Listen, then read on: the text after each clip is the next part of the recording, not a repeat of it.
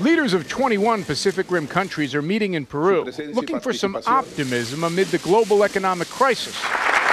Today, President Bush was quick to oblige. Recovering from the financial crisis is going to take time, but we'll recover, and in so doing, begin a new era of prosperity.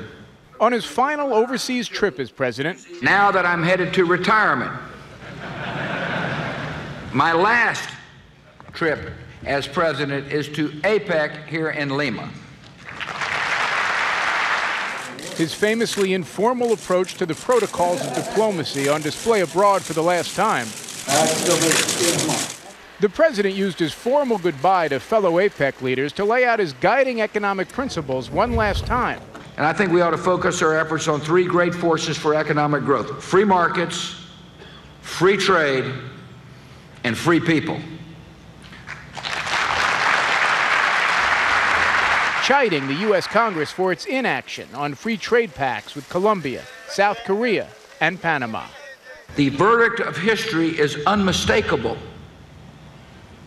The greater threat to prosperity is not too little government involvement in the market, it is too much. APEC countries represent 40% of the world's population, producing more than half of global economic output. So while the immediate focus is on repairing the world's economy, the summit may end up best remembered for the warm goodbyes from leaders like Canada's Prime Minister. Lorraine and I certainly wish for you all the best if I don't see you again before the 20th of January, before forced retirement.